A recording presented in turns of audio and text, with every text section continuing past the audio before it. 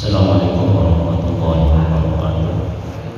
Bismillahirrahmanirrahim. Al-Qadrul Mustafa Muhammad sallallahu alaihi wasallam qala ta'ala al-ma'rufati mustahiki wa muhammadin nabi hanifan wa syafil khamari wa muslim wa jami' al-muhaddisi wa rijal al-aqdul musyadid al-qadr jalal wa bimadiyal maghribi wa bil hasan syadid wa syahbari nafsabai wa syahamati jani wa syahamati rifa'i wa syahamati badal wa ahdi wa bihamdi Muhammad Yusuf Yahya Al-Mutin wa Nabi Muhammad bin Sayyid Al-Musul Sidil Burdan wa Syekh Jafar Al-Barjai Muhammad bin Sulaiman bin Haram bin Hamad Ahwad bin Syekh Tafsir Jalalain Lahul Salih Syekh Al-Albani Tafsir Mulia wa Jami Taifat Ahli Sunnah fi Tabaqah wa Tasbih wa Nilai Musbah man tasabba ilahi man qasida al-mahdi usyadi mem subhanahu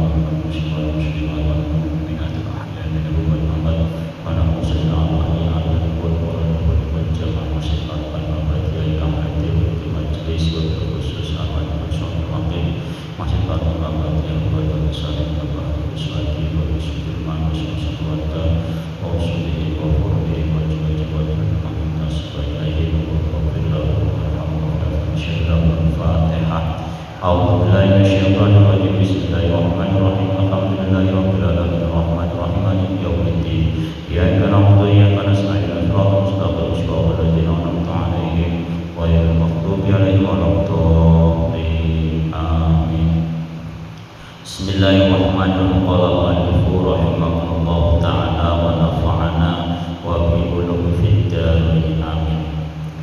Ai al-babu rabbi utawi iki nerang bab yang kaping 4 iku fi sababi iqbal khalqi iku kang bab ing dalem bab mertelake sebab-sebabe madhepe makhluk ala ilmu khilafi ing atase ilmu khilafiyah atau perbedaan pendapat. Bab yang keempat ini menerangkan tentang sebab-sebab atau sebab cenderungnya makhluk atau madhabnya makhluk atau cenderungnya makhluk kepada ilmu khilafiyah atau ilmu perbedaan pendapat ulama. Panjang zaman saiki, zaman akhir ini ingin dipakan kali Ghazali rata-rata sebab cenderungnya makhluk itu senang maring ilmu perbedaan pendapat wa tafsir afati munadharati lan perincian bahayanya diskusi mawon ana bahayanya diskusi itu apa? Kapan diskusi tersebut dikawiti oleh hawa nafsu, bahwa diskusi tersebut tidak mencari sebuah kebenaran tapi yang mencari adalah sebuah kebenaran dirinya sendiri. Ini bahaya.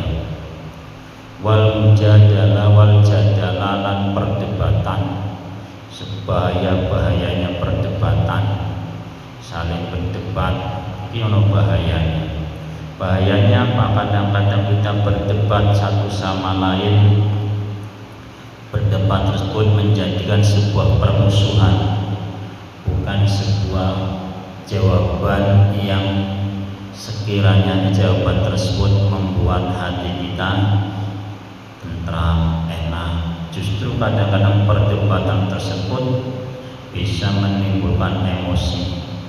Kadang-kadang adanya perdebatan tersebut sampai mengungkit-ungkit kejelekannya yang tadinya masalah bukan kepribadian, akhirnya menyerang pribadinya.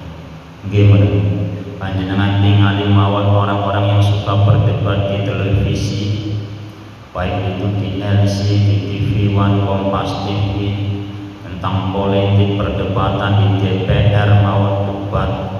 Ini kadang-kadang DPR saja yang pendidikannya tinggi saja kadang-kadang debat sampai melempar kursi, sampai jotos-jotosan seperti anak kecil. Nah, itu menimbulnya bahaya daripada perdebatan, yang mana perdebatan tersebut pancen diawali oleh hawa nafsu, bukan diawali untuk mencari sebuah kebenaran atau solusi yang terbaik. Wasuruti ibadahatiha, dan syarat-syaratnya diperbolehkannya munadharah, diperbolehkannya, ada syarat-syaratnya, diperbolehkannya musyawarah, mudaharah, diskusi. Kita boleh diskusi, boleh berdebat, asalkan orang yang berdebat itu satu mempunyai akal sempurna. Kapan orang yang berdebatnya tidak mempunyai akal sempurna, maka yang terjadi adalah emosi yang muncul satu sama lain.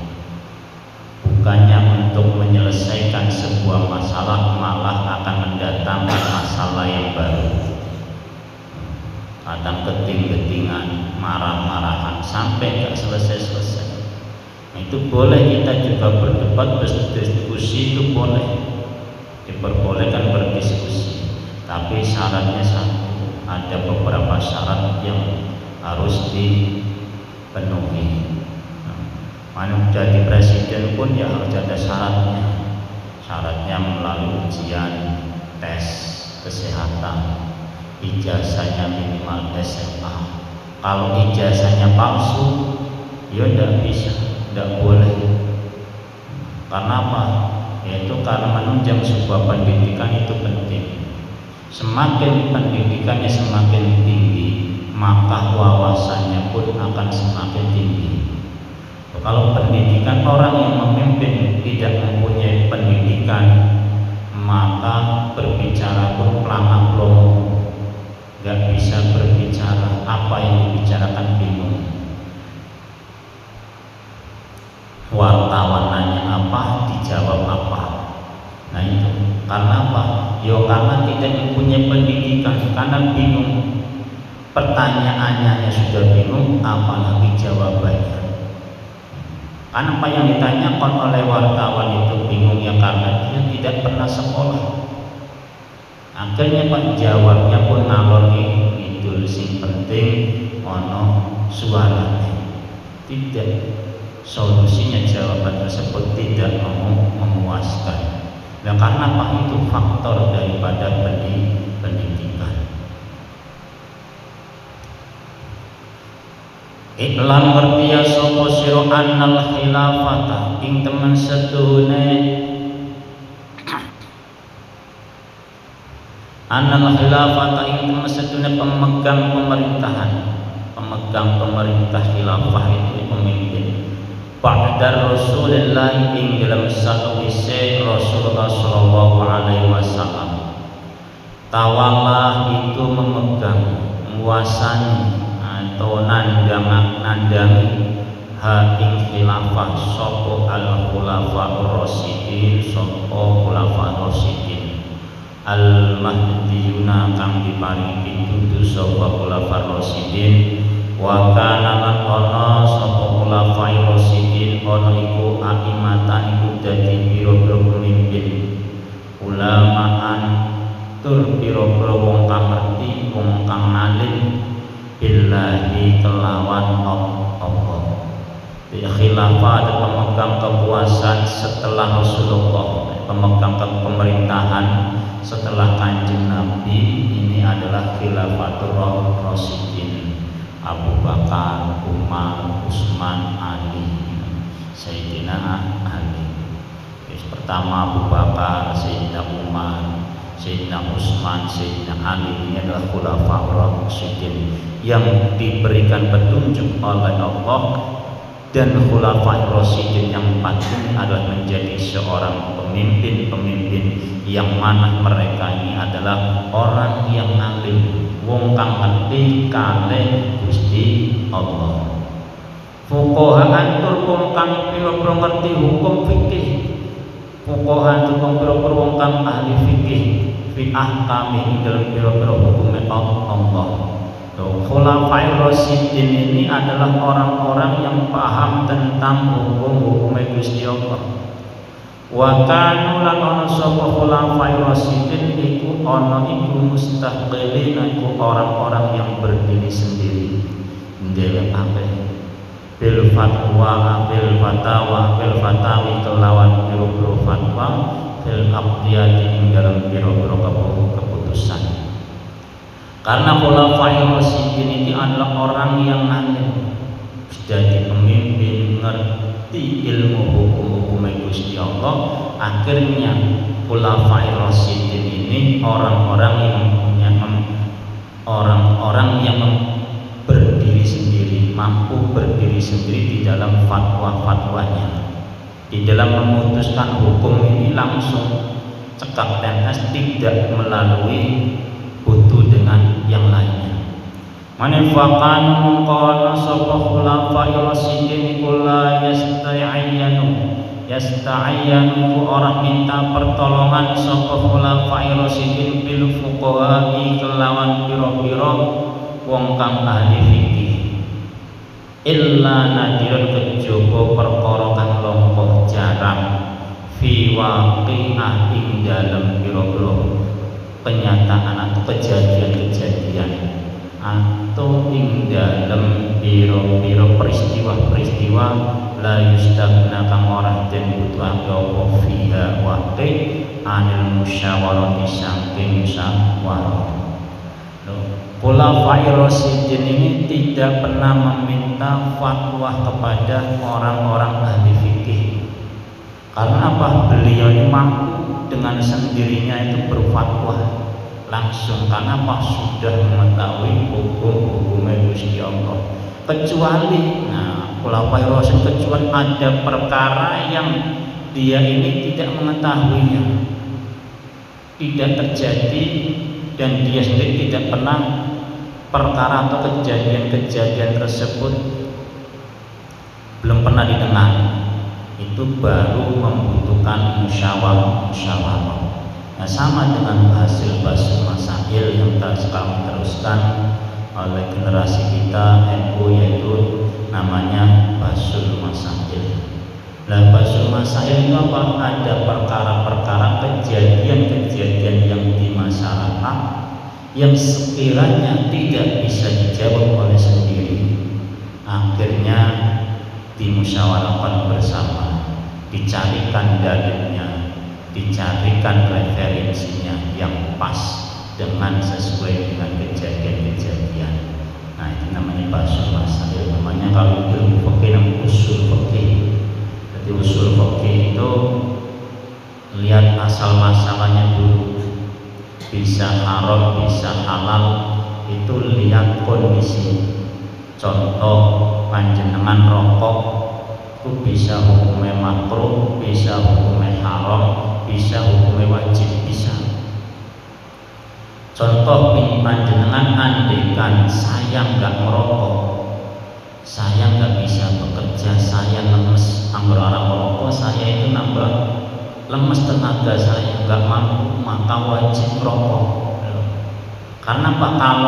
Karena efeknya nanti kalau dia nggak merokok, kerjanya nggak semangat, lemes, akibatnya apa? Anak istri terbengkalai, maka wajib rokok. Nah, gitu loh. Jadi hukum itu nggak semuanya makruh dah. Rokok itu nggak semuanya makruh, nggak semua haram, nggak semuanya wajib. Wajib juga bagi orang yang rokok, wong kang duwe penyakit paru-paru sampai mati jari dokter nggak boleh minum, nggak boleh merokok, karena bisa menyebabkan paru-paru Anda bisa kosong, bisa terbakar, akhirnya nyawa Anda akan meninggal, umurnya akan pendek, maka wajib meninggalkan rokok. Gitu loh. Bagi orang yang tidak pernah merokok, haram bisa makruh bisa haram. Yang kulon bisa haram tergantung kapan pernah dibeat ya. Oleh guru-guru nih, wong haram ya haram, yang makruh yang makruh. Atau udah terbiasa nih yang belum pernah merokok, jangan coba-coba, itu nggak boleh. Jangan coba-coba. Hukumnya bisa makruh, bisa haram, bisa wajib. Jadi namanya usul fikih. Kondisi sesuai hukum itu sebenarnya sesuai, bukan fikih itu sesuai kondisi kita, sesuai dengan kondisi kita. Bisa juga diperbolehkan, bisa boleh apabila tidak bertentangan dengan syariat Islam. Panjenengan ya boleh hiburan ya hiburan boleh-boleh saja, tapi hiburan yang tidak bertentangan syariat Islam. Mana ulama khulafair rasyidin ini berfatwa ini tidak pernah minta bantuan dengan orang-orang ahli fikih yang lainnya, kecuali ada perkara-perkara tersebut yang jarang terjadi, yang tidak pernah didengar oleh khulafair rasyidin. Akhirnya khulafair rasyidin ini membutuhkan musyawarah. Maka di DPR itu ada permasalahan, maka dibikinlah undang-undang penertiban. Bisa saja nanti itu ada undang-undang yang setiap orang yang ceramah, karena sudah sekarang ceramahnya sudah banyakan yang ngawur, bisa saja undang-undang oleh pemerintah setiap ada pengajian wajib membawa kitabnya. Wajib membawa kitab, kalau nggak bawa kitabnya pengajian berarti bisa ditangkap. Ya bisa saja. Nah, kalau ngaji berdasarkan kitab hanya ada referensi aja, insya Allah tidak akan tersesat. Tapi kalau mengkajian tidak pernah membawa kitab, kadang-kadang isinya ngalor ngidul, sing penting akeh guyune ilmune ranono. Tujuan pengajian pada dasarnya itu adalah mencerdaskan masyarakat dan paham ilmu agama. Tapi sekarang pengajian digawe staf komedi. Padahal bedanya staf komedi kan pengajian. Ya kadang-kadang ibu ini podo kalau staf komedi. Digawe staf komedi supaya apa? Orang yang si audien ini bisa bertawa, bisa tertawa. Semakin banyak tertawanya, semakin merasa puas di dalam pidatonya. Makin apik, semakin bagus. Tapi isinya pada dasarnya tidak ada.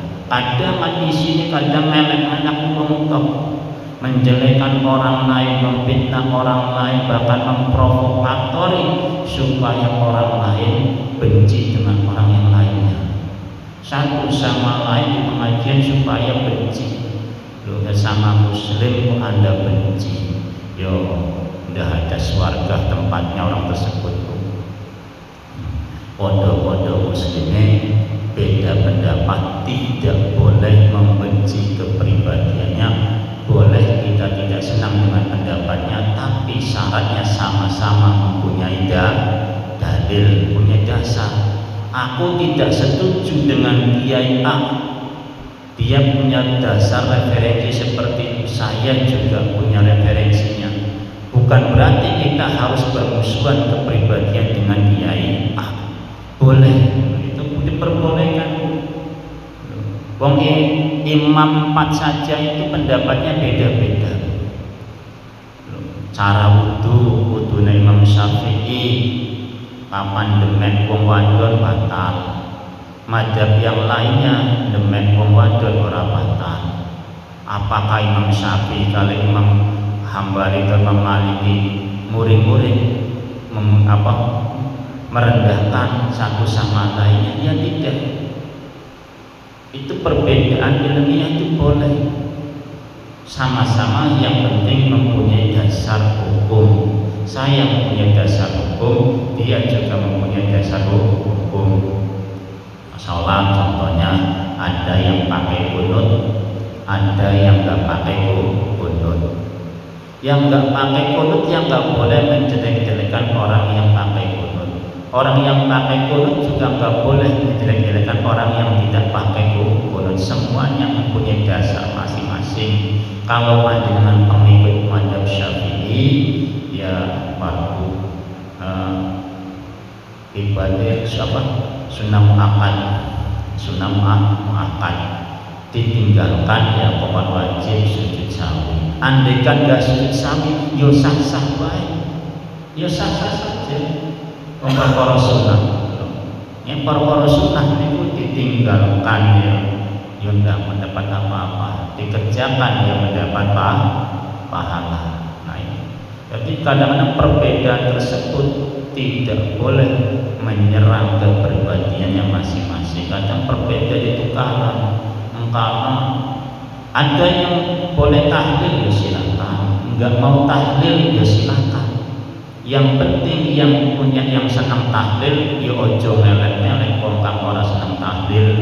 Ya wong ora seneng tahlil ya ojo melek-melek, ojo ngafir-ngafir wong kang tahlilan. Loh, sama-sama dasarnya apa? Harusnya dasar kita itu berbeda pendapat dengan saya itu pernah melihat ziarah kubur misalnya, nggak boleh karena ada orang yang ke kuburan minta-minta. Itu sepakat semua ulama pun, siapapun yang meminta kepada selainnya Allah, nggak jangankan di kuburan, di luar kuburan pun semua sepakat ulama itu haram. Panjenengan walaupun dongane di masjid tapi jaluke ning wong tuane sampeyan yo haram. Nggih mboten aja manjal ning kuburan, jaluk ning masjid bae. Tapi jaluke memintanya bukan kepada Allah tapi kepada kedua orang tua. Ya haram kan, orang tua bukan Tuhan. Jadi alasannya harus pas. Saya itu melarang ziarah kubur takut terjadi kesyirikan. Syirikannya apa? Takut orang tersebut meminta kepada kuburan. Itu ya sah, boleh-boleh saja dengan alasan seperti itu. Tapi saya juga boleh ziarah kubur, wong sami ate aku ndongakno wong tua. Tidak pernah meminta dengan orang tua. Saya nyuwun kepada Allah supaya orang tua yang ada di dalam kubur mendapatkan nikmat kubur. Sebagai berdalil apa? Yudalilai yonten sebagai anak soleh. Loh, karena apa? Anak orang yang amal jariah itu ada 3. Ketika manusia meninggal akan meninggalkan 3 perkara: amal jariah, sedekah jariah, ilmu ingkang bermanfaat, anak soleh. Nah, dalil anak soleh karena saya ini sebagai berbakti kepada orang tua, baik orang tua itu masih hidup atau orang tua masih meninggal, saya tetap harus bisa berbakti kepada orang tua. Ketika berbakti kepada orang tua yang masih hidup, kita akan mengurus kebutuhan orang tua. Apapun yang diminta oleh orang tua, saya akan penuhi selagi saya mampu. Ketika masih hidup, ketika sudah meninggal, maka berbakti kepada orang tua hanyalah dengan doa, dengan sedekah. Aku tak niati sedekah Gusti, aku tak niati sholat jamaah ganjarane tek kirim kali wong tua kula kang meninggal. Jadi panjenengan ini boleh semua, bukan hanya tahlil saja, bukan hanya bacaan Quran saja. Setiap kebaikan yang Anda lakukan diniati ganjarane kangge wong tua. Itu saya. Lho, termasuk panjenengan apa ning sawah. Lho Gusti, aku niat kerja ning sawah kangge nafkahi anak istri, ganjarane kula paringi kalih tiyang sepuh kula. Yo ansam wong tua ya oleh kiriman ganjaran kerjane sampeyan, muline sampeyan, tenagane sampeyan dibayar kali Gusti Allah dengan ganjaran. Tapi kalau panjenengan boten niat, ya ora oleh ganjaran, oleh kesel kalih oleh hasil panen. Ganjaran kali Gusti Allah nek boten angsal. Panjenengan setiap kebaikan apapun diniati dengan mencari ridhone Gusti Allah. Panjenengan sholat diniati Gusti ampun niat sholat jamaah subuh, ganjaran sholat jamaah ane kula kirim kali wong tua kula, kedua orang tua saya yang sudah meninggal. Itu ganjaranku akan sampai, ganjaran sholat panjenengan jamaah ini terkirim, tertransfer. Tapi kalau tidak diniati, yo tidak akan sampai. Itu semua ulama sepakat setuju. Loh. Makanya hukum-hukum itu perbedaan itu ya sebenarnya tidak masalah. Al khilafatul ummah itu perbedaan pendapat itu adalah rahmat. Ya rahmat itu Gusti Allah, karena manusia itu harus berbeda-beda. Karena dengan adanya perbedaan zaman kita ini akan maju. Kalau kita tidak adanya perbedaan, wong itu podo kabeh orang maju. Dunia itu orang bakal maju manakala tidak adanya perbedaan.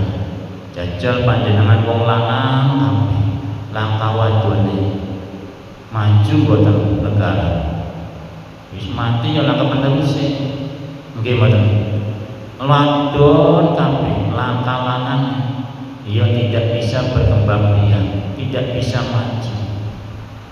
Ana wadon ana lanang wajane mirip kabeh, bingung mirine endi bojoku endi istriku. Nggih boten.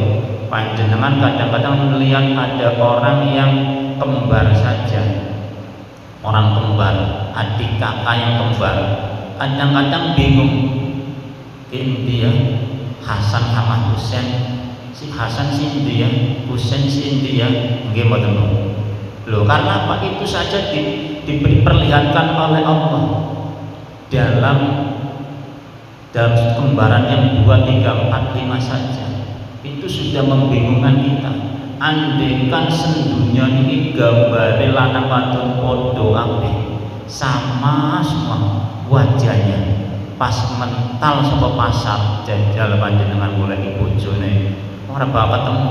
Karena apa? Tidak adanya perbedaan. Makanya adanya perbedaan itu adalah untuk keseimbangan sebuah kehidupan. Wong mangane pada kabeh beras kabeh ya repot. Mangan ada yang makannya gandum, ono kang mangane telo, ada yang makannya singkong, ada yang makan jagung. Dan manusia yang di sini aja nggak semuanya makan beras. Ya contohnya panjenengan kena diabetes. Tuh, sebenarnya beras ini menggone beras organik. Nggih mboten. Yang biasa beras biasa karena kena diabetes ya beras organik. Enggak sama semuanya. Tujuannya apa? Supaya keseimbangan hidup itu ada. Mangane pada kabeh repot nanti. Mana harus ada beda-beda, ada makan roti, makan gandum, makan ini. Karena apa? Supaya keseimbangan dalam perekonomian itu adalah normal. Tapi kalau kebutuhannya sama semua, yang teh habis, tidak akan seimbang. Maka Gusti Allah terjadinya perbedaan, perkhilafan itu adalah hal biasa. Yang tidak diperbolehkan adalah ketika perbedaan tersebut menjadikan permusuhan atau percekcokan di antara kita gara-gara beda kubune kana M kana N gak wawan, karena Muhammadiyah kana NU ora wawan. Karena apa? Beda madhab, beda organisasi. Sama muslim boleh, tidak usah, biarkan sesuai dengan kehidupannya masing-masing. Di sana senangnya seperti itu, di sini seperti ini. Yuk biar rame. Andaikan panjenengan ini senang tahlil kabeh, wong teka kabeh yo repot juga. Wong kang duwe omah, nggih mboten. Lho, dadi ana wong kang ora gelem tahlilan iki ana ada manfaatnya. Karena apa? Ya karena kalau senang kabeh tahlilan panjenengan untuk wong pada senang tahlilan kabeh ya tempatnya juga kadang-kadang tidak memungkinkan. Gusti Allah itu ya duweni sifat kesempurnaan yang pada manusia. Manusia beda sempurna kehidupannya harus beda. Jadi ana wong si A dengan si B itu berbeda pendapat, iku sebuah rahmate Gusti Allah. Ambil istilahnya yang rahmatnya, jangan ambil perdebatannya menjadikan sebuah permusuhan. Yang rata-rata ini kadang-kadang jadi musuh. Aku mau ngamah dengan si A karena kae madhabe beda kali kula. Nah, buat torikone beda kali kula mon kadang-kadang gak gelem seserawungan. Nggih mboten kok. Lho, kesalahannya kita di situ. Silakan Anda bertorika bersama apa saja selagi toriko tersebut muktabar. Dalam arti toriko tersebut sambung dengan Rasulullah SAW. Silakan mau toriko apa saja, yang penting tidak boleh menjelek-jelekan toriko yang lainnya. Boleh Anda cinta kepada toriko Anda sendiri, tapi tidak boleh menjelekkan toriko yang lainnya. Fatafarraqu mongko ngosongake sapa al ulama lil ilmil akhirati maring belajar ilmu akhirat. Wa tajarradu lan melepaskan diri dari dunia sapa ulama kulluha ing sekabian ilmu akhirat. Karena zaman biyen ulama biyen itu fatafarraqu mengosongkan. Jadi wong ulama biyen ini tidak dibutuhkan oleh pemerintah.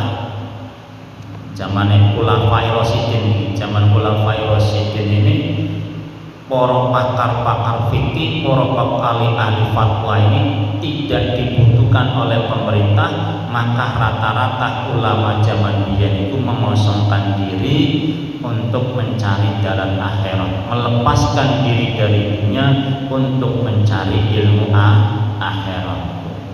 Bahkan wakan ono sapa ulama iku yatadafa'u saling tolak-tolakan, saling menolak al-fatawi ing pira-pira fatwa wa malan perkara yang ta'alaqu kang berhubungan apa ma bi ahamil khalqi kelan pira-pira hukum manusia minat dunia saking dunia. Lah ulama biyen kadang berfatwa ki mau ape fatwa ki mau menolak. Kadang karena yang sesuatu yang berhubungan dengan hukum-hukum makhluk di dunia ini kadang-kadang ulama biyen ki mau berfatwa. Lah zaman saniki ngomong itu enak mawon. Wong bukan ahli ilmu agama saja sudah berani ceramah-ceramah agama. Akhirnya kenapa? Karena bukan ahli di dalam agama, dia ceramah agama, akhirnya rusaknya ajaran agama ini disebabkan oleh kiai-kiai yang bukan ahlinya. Podo ceramah kabeh, podo boleh ceramah agama. Akhirnya apa?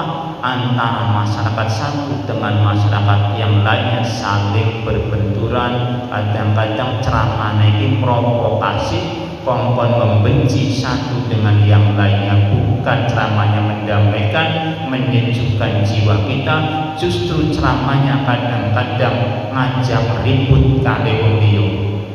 Yang tidak setuju dengan kita perangi, kita hajar, kita bubarkan, takbir Allahu Akbar, na'udzubillahi min dzalik. Itu karena ceramah-ceramah seperti itulah akhirnya Islam bisa rusak, karena jalannya Islamnya itu sendiri dalam menyampaikan hukum-hukum Allah, bukan menyejukkan hati, bukan menyadarkan orang, tapi membangkitkan orang supaya benci dengan orang satu dengan yang lainnya. Nah itu na'udzubillahi min dzalik. Karena apa ya? Faktornya dia tidak menguasai ilmu agama yang sejatinya.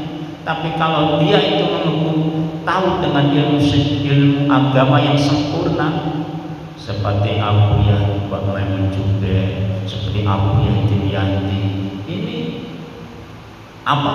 Perkataan-perkataan pun hati-hati, tidak akan pernah menjelek-jelekan santri nakale kaya apa wae. Tetep Mbak Maimun ki otong ngendika Mendiko ditoprangi boten. Kaya tujuane kene tujuane pengen dadi wong apik. Wong sampean oleh kono ya kuwi kudu sabar. Nggih mboten. Wong tujuane panjenengan pengen dadi kiai, pengen dadi ning pondok pesantren, ya tujuan dititipno anak wong kaya ngono. Ya kudu panjenengan dididik tenanan. Ojo didik wong kang apik-apik. Wong tujuane pondok pesantren iku didik manusia supaya tadinya di luar tidak apik mlebu ning pondok pesantren. Ben pertama ya belum sholat di sini. Nggih menurut andekan anak ini tidak di pondok pesantren mungkin sholatnya jarang. Tapi kalau di pondok pesantren sholatnya bisa 5 waktu, bisa dikontrol oleh kiai, bisa dibimbing oleh kiainya. Tinggi demi sedikit akan sadar dengan kewajibannya. Minimal seperti itu. Yo anak-anaknya tidak semuanya orang itu baik, didik orang baik ya enak. Tujuannya pondok pesantren itu mendidik orang yang tidak baik mlebu pondok pesantren. Mungkin anak tersebut menjadi baik dan sadar. Tujuan pondokan pun nakal kayak mana kayak ku orang pantas dari pondok. Iya banyak pondok niku tujuannya mendidik kok, mendidik anak-anak yang belum pengetahuannya pendidikan agama belum mumpuni. Wa tafsil al-Fatihah nadhara wa ala bisab al-Fatihah. A'udzubillahi minasyaitonir rajim. Bismillahirrahmanirrahim. Alhamdulillahirabbil alamin arrahmanir rahim maliki yaumiddin. Iyyaka na'budu wa iyyaka nasta'in ihdinas siratal mustaqim. Shiratal ladzina an'amta 'alaihim ghairil maghdubi 'alaihim waladdallin. Amin. Qadidallahu wa fiha amirha ya rabbi bijaika ya Rasulullah. Qadidallahu wa fiha ibadallah amirha ya rabbi bijaika ya Rasulullah. Bismillahirrahmanirrahim. Qul huwallahu ahad, Allahus samad, lam yalid wa lam yulad wa lam yakul lahu kufuwan ahad. Bismillahirrahmanirrahim. Qul huwallahu ahad, Allahus samad, lam yalid wa lam yulad wa lam yakul lahu kufuwan ahad. Allahumma shalli ala Muhammad ya Rabbi shalli alaihi wa sallim. Allahumma shalli ala Muhammad ya Rabbi shalli alaihi wa sallim. Allahumma shalli ala Muhammad Rasulillah ya dzal jalali wal ikram.